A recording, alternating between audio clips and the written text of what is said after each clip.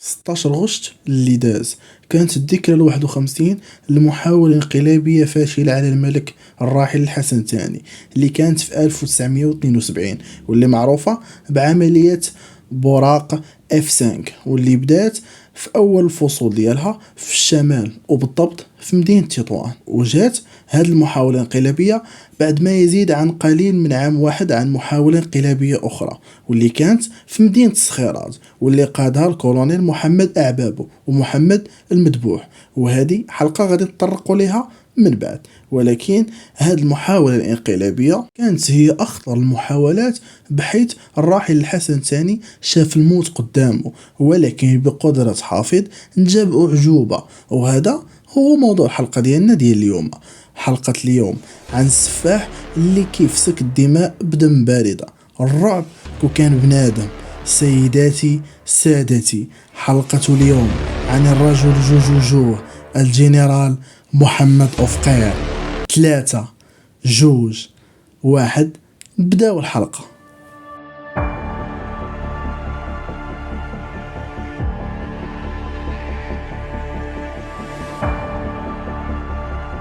سنة 1920 تزاد محمد أفقير بعين شعير بنواحي بوذنيب في نواحي أزرو. كمل قرايته في الكوليج والتحق بالمدرسة العسكرية اللي كاينه بمكناس، وتخرج بدرجة ملازم سنة 1941. كان كيتقن الشلحة والريفية وأيضا اللغة الفرنسية اللي كانت عنده حسن من اللغة العربية، كان كيهضر بها بطلاقة. كان في صفوف الجيش الفرنسي أيام الاستعمار وشارك معهم في الحروب وخدا ميدالية عسكرية. وفقير كان من صغره كان معروف بقسوحية القلب ديالو والصلابة والشجاعة، وما كيعرف شي حاجة سميتها الخوف، وكان مولوع بشي حاجة سميتها الجيش وما كيحنش في العدو ديالو، وكان شخصية متكتمة وغامضة منذ الصغر ديالو. بعد 1946 غادي يرجع للمغرب، ومن غادي يرجع الملك محمد الخامس من المنفى غادي يكون في الاستقبال ديالو رفقة عبد الهادي بوطالب. فقير وبصالح العبارة تفرض على النظام المغربي من طرف الفرنسيين بزز بقى، حيث في الاتفاقية اللي دارت ما بين المغرب وفرنسا باش حنا ناخدو الاستقلال، خصوصا اتفاقية اكس ليبان، واللي جا فيها ان الاتفاقية ان فرنسا فرضت على المغرب باش تخلي الجنرالات ديالها اللي كانوا تابعين ليها باش يبقاو كأعين مفتوحة لها في المغرب.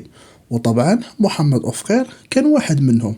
هنا أفقير كان ذكي، ديك الساعة الملكية ما كانش كتثيق في الضباط المغاربة الفرنسيين، ولكن أفقير كان نمرود وتقرب للقصر وأظهر واحد الولاء عجيب للحسن الثاني، وبين على روح الوطنية ديالو وعلى أنه كيموت على المغرب وأنه مغربي حر وأنه مستعد يذبح ويقتل باش يحافظ على الملكية في المغرب.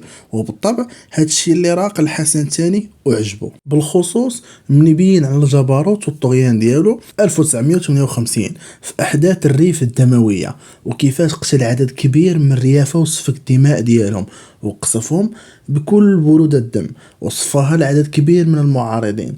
هادشي اللي غادي يخلي الحسن الثاني يرقيه المدير عام للأمن الوطني، وداز موراها بعام واحد عطاه وزير الداخلية خلفا لأحمد رضا قديرة، وكذلك أصبح رسميا في رتبة جنرال وترأس مخابرات كاب دي سي.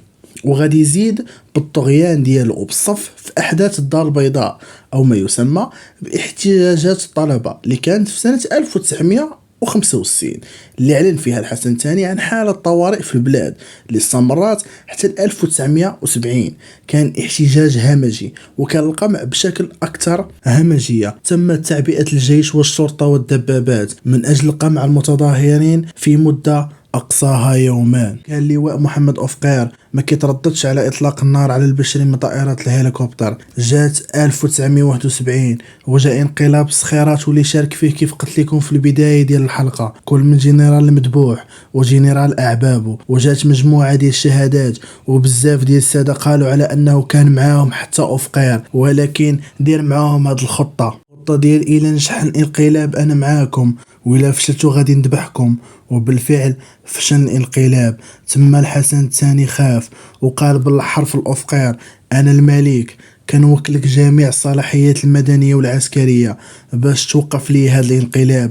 وداكشي اللي دار، اعتقل بعض العساكريه ونفى وقتل بعض الجنرالات. من بعد ما فشل الانقلاب ديال الصخيرات، قرر محمد أفقير وزير الدفاع والداخليه والماجور العام للقوات المسلحه الملكيه وليد اليمنى للحسن الثاني، قرر على انه غادي ينقلب على الحسن الثاني، وقدر على انه يجر معاه في هذا الانقلاب الكولونيل محمد أمقران ورئيس القاعده الجويه القويره. وهنا غادي تبدا العمليه.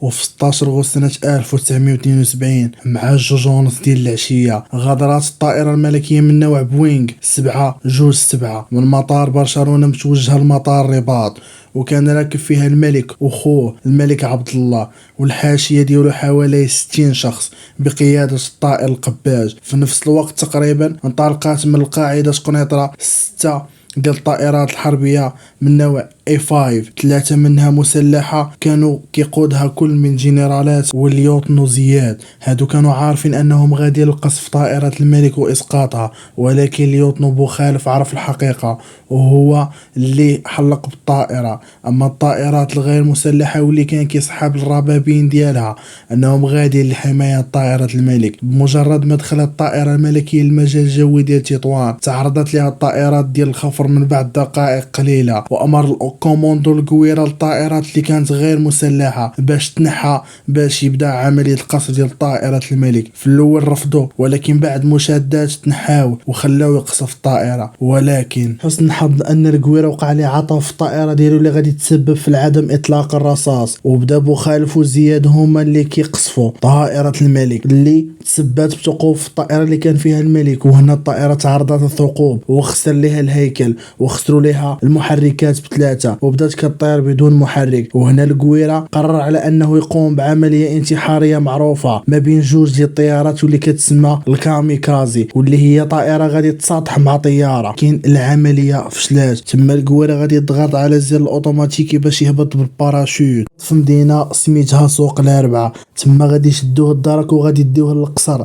اما بالنسبة للطائرة فقدرت تنجو بقدرة الهية، وهبط الجنرال القباج وقدر على انه يهبط الطائرة في مطار سلا بالرباط. والملك قدر انه يتخفف سيارة احد الموظفين المطار وتوجه القصر بالسخيرات. وفي نفس اليوم ومع 11 ديال الليل أفقير غادي ياخد السيارة ديالو وغادي يمشي للقصر بحال ما داير والو. وهو ديجا القويرة اعتقلوه واعترف لهم ان أفقير هو اللي خطط لهذا الشيء كامل، وان هذا الشيء كامل كان من تحت راسه. زعما أفقير باش يبرر الموقف ديالو وما كانش عارف ان القويرة اعترف لهم بكل شيء. دخل أفقير القصر الملكي واستقبلوا الجنرال دليمي وعنقوا يكون هز معاه شي سلاح. ودخل أفقير ولقى الملك وبعض الجنرالات وضربوا جنرال دليمي ب7 ديال القرطاسات. كتقول بعض المصادر اخرى انه مات منتحر، كتقول بعض المصادر اخرى على انه قتل راسه، وكتقول مصادر اخرى لان الجنرال دليمي